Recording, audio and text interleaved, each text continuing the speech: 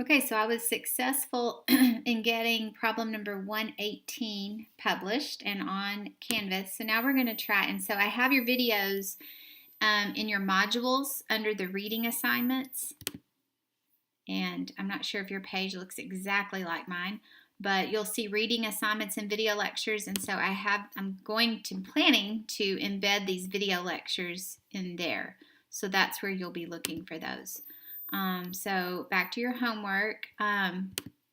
You also have homework problem number 124. So I'm going to jump over here to Excel and work through problem number 125. And this is a 5-step decision-making progress. This is a landscaping firm.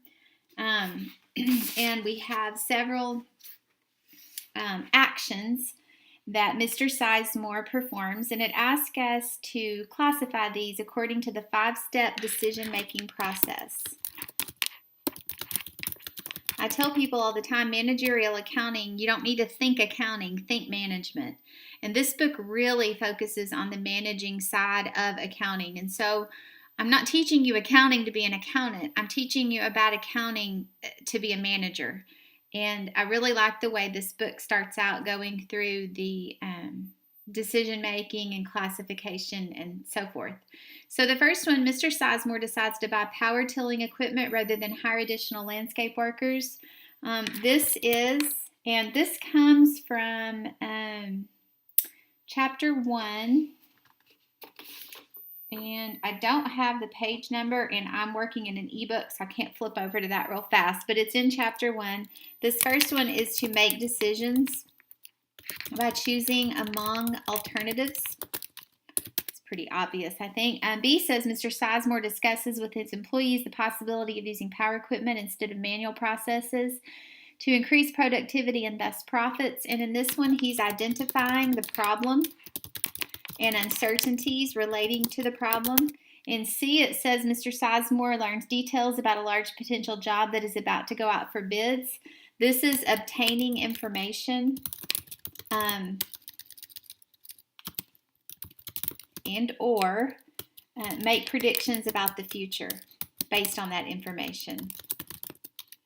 Then in D, it says Mr. Sizemore compares the expected cost of buying power equipment to the expected cost of hiring more workers.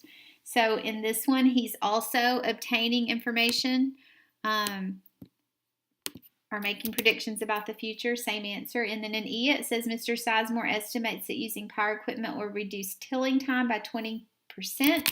So in this one, he's simply making decisions about the future. And then in F, Mr. Sizemore researches the price of power tillers online, and in this one, he's obtaining information. Okay, and then the last one in your homework is problem number 127.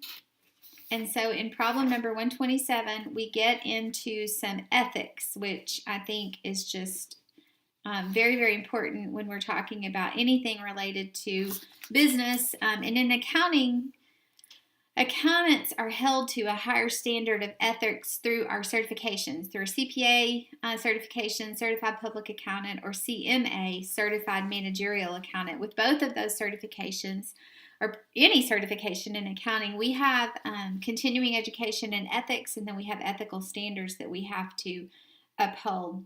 So I'm going to look at problem number 126 and just kind of talk through this one with you.